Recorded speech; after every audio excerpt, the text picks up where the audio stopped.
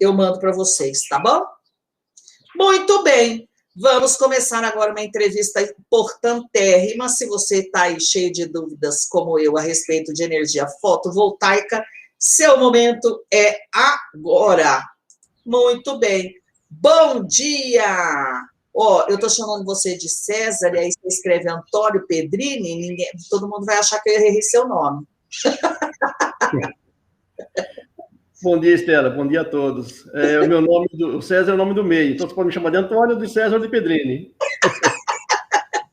Então eu não errei o nome do entrevistado, hein, gente? Pelo amor de Deus. Não. Então tá bom. César, eu queria, primeira coisa, né? Obrigada por aceitar o convite de vir aqui no Bom Dia Café. A conversa aqui é o mais informal possível, que assim a gente atinge mais gente, né? E eu queria que primeiro que você explicasse para a gente o que é energia fotovoltaica, para a gente começar do básico, né? Ajudar as pessoas, porque até eu tenho um pouco de dúvida a respeito disso. Como diria um amigo meu, você tem uma certa dificuldade para entender. Exatamente. Diz aí para a gente, o que é energia fotovoltaica?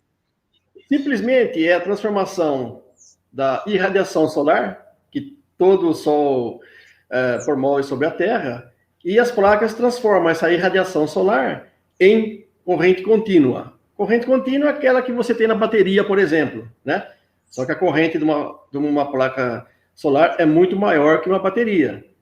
E todo o sistema depois que vem após a corrente contínua, que é o inversor, ele realmente inverte a corrente contínua em corrente alternada, que é aquela que é usada na geladeira, na televisão, no que você liga o seu microcomputador, carrega o seu celular, e assim por diante. Então, de maneira geral, exatamente isso. É simples, a transformação da irradiação solar em energia elétrica. E sem fazer confusão com aquecimento solar, que é simplesmente você passar a água pela tubulação, né? Essa tubulação fica exposta ao sol, essa tubulação esquenta a água e você pode usar dentro da sua casa ou dentro do aquecimento de uma piscina, por exemplo. Era essa a próxima pergunta era essa. Então, o pessoal confunde, às vezes, aquecimento solar com as placas fotovoltaicas. Não, a placa fotovoltaica gera energia elétrica.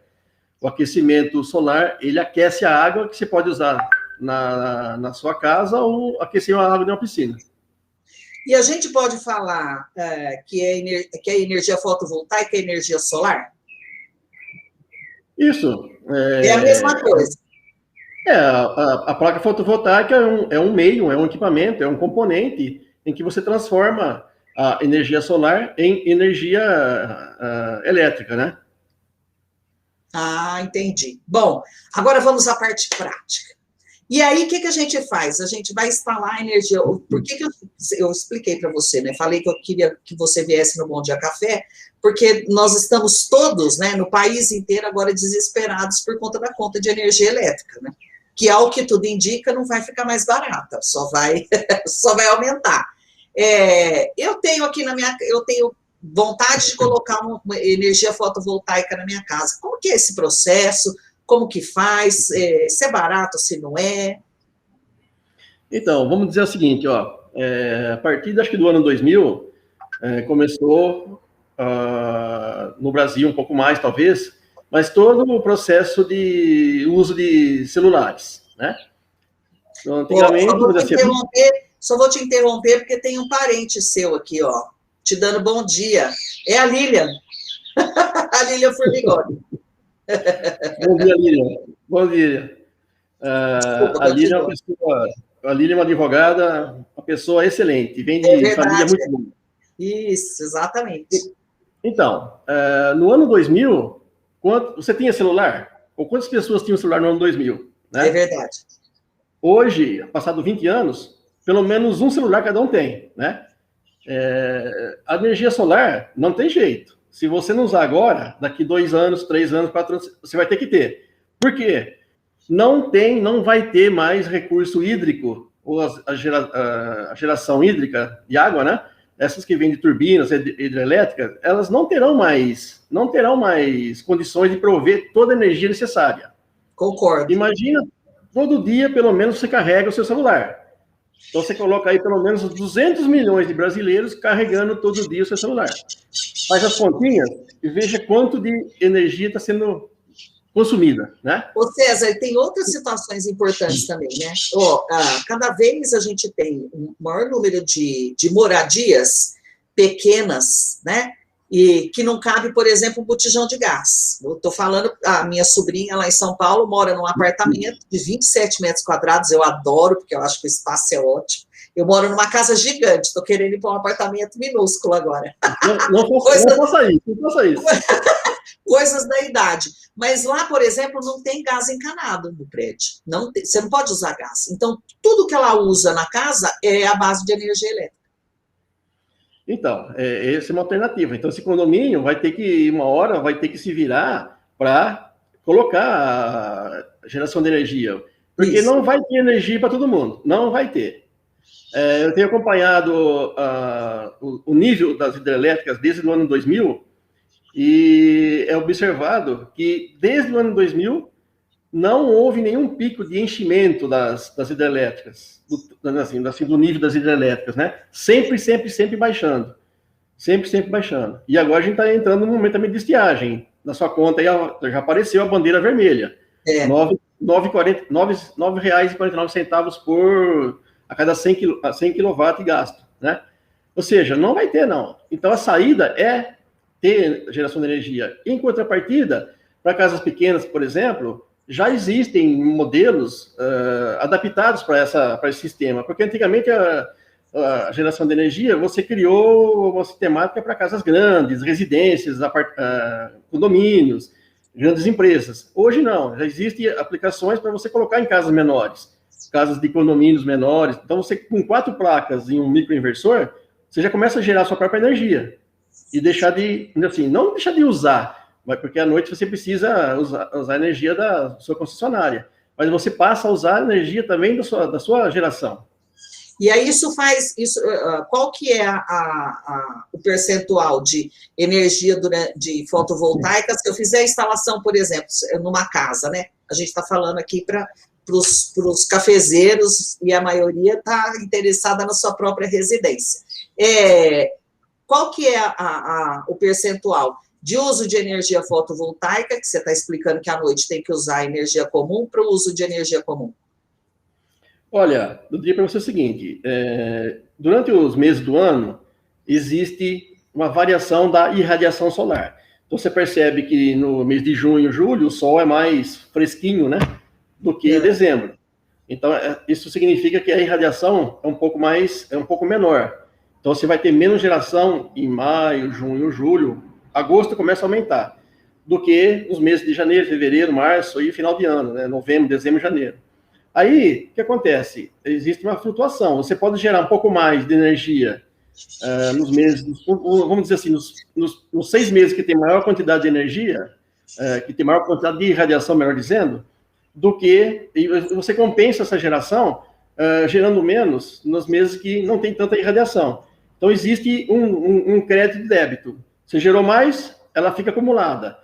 E você usa essa geração acumulada nos meses que você gera menos. Então, percentualmente falando, praticamente o que você gera, você gasta. Então, vou dizer assim, 90% do que você do 100% que você gera, com certeza 90% você usa e gasta. Então, com um percentual aí de 5% a 10%, e você vai ter que usar da concessionária, não tem como, não tem jeito. Então, eu vou usar 90%, digamos assim, né? Na minha rotina, em média, 90% de energia fotovoltaica, se eu instalar na minha casa. Isso. Vai ter sempre um resíduo que eu vou precisar usar da CPFL. Sempre você não tem como se desligar da CPFL, a não ser que você faça um sistema que a gente chama de off-grid, ou seja, fora da concessionária. Mas aí você tem que usar baterias, e as baterias, um banco de baterias, vamos dizer assim, e as baterias hoje, para esses sistemas, ainda são caras. Além de você ter que tomar um espaço na sua casa relativamente grande. Entendi. Já tem baterias em desenvolvimento, né, que serão melhores e com durabilidade maior, porque a bateria de um sistema solar é de 2 a 3 anos. Você vai você vai ter que trocá-las, né? Então, existe um custo aí agregado que não compensa, né? Mas, de qualquer forma, existe uma composição do que você gera com relação ao que a concessionária te fornece. Mas você reduzir 90% a conta de energia elétrica, para mim já está bom. Eu já acho bem bom isso. Das instalações que a gente tem feito, né, realmente quem gasta em torno de R$500 está pagando 80, 90, 100, né, dependendo do consumo. Então, se você faz uma economia de R$300 por mês, uma conta de 500, em um ano é 3.600. Dá para comprar uma nova geladeira, gastar menos. E gastar menos, né? É verdade. Ô César, me fala outra coisa. Hoje, eu já conversei com você outras vezes, essa não é a primeira entrevista que eu faço com você, né? Não é nem a primeira, nem a segunda, aliás, né? Já foram algumas aí. Hoje, quanto custa uma placa? Você estava falando que uma casa pequena vai usar umas 3 placas, é isso? Eu queria que você desse uma ideia, assim, ó. É lógico que você não está fazendo um orçamento para a minha casa, para a casa da Paula, nem para a casa da Lilian, né? Mas, em média, quanto fica para a gente colocar isso? Qual que é o investimento para ter energia fotovoltaica em casa agora? Olha, vamos dizer assim, uma casa que gasta aí em torno de R$300 a R$500 por mês, né? Você vai ter que investir cerca de 9 a 12 mil reais. Provavelmente 4 a 5 placas, um microinversor para controlar toda a parte da instalação envolvida, né? Porque você tem um cabeamento específico para energia solar, você tem todo o processo de comunicação com a CPFL, no caso aqui em São Carlos, você tem, no caso do engenheiro, tem que fazer uma ART junto ao CREA, que é para oficializar que o engenheiro está fazendo essa relação, inclusive as instalações que a gente já fez, né, no passado, toda a parte de entrada das concessionárias, aquele poste padrão, ele também tem que ser adaptado, porque você tem que colocar um disjuntor compatível com a situação atual, tem que colocar DPS, que é um dispositivo de proteção de surto. Então, a gente está também ajudando as concessionárias a fazer todo um processo de padronização e melhoria desses padrões. Entendi. Isso é para uma casa que gasta, assim, vai depender, então, na verdade, o investimento de qual o tamanho da casa e o uso de energia elétrica, é isso? Correto. Tá, então, quanto mais energia a casa usa, digamos que fica mais alto o investimento, né? Quanto menor a casa e menor o gasto com energia elétrica, menor o investimento. Para você ter uma ideia, uma fábrica de algum componente ou de alguma alimentação usa muita, dependendo do processo, usa muita energia para movimentar as máquinas, né? Então, você gasta em torno de quase 10, 8, 9 mil reais por mês de conta de energia. É muita coisa.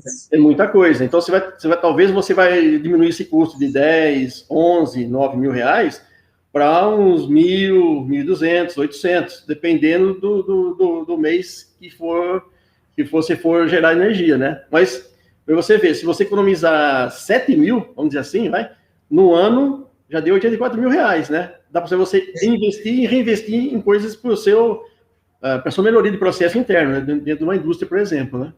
Não, sem dúvida. E aí, no caso do consumidor menor, né? Eu vi que tem alguns lugares que já estão oferecendo financiamento para instalação de energia fotovoltaica em residência, né? Tem banco já oferecendo isso. Achei, aliás, que eles foram bem inteligentes, né? Porque está aumentando muito a energia elétrica, eles já liberaram uma linha de financiamento para isso. Eles vale a pena? Você já chegou a ver? Você acredita que vale a pena?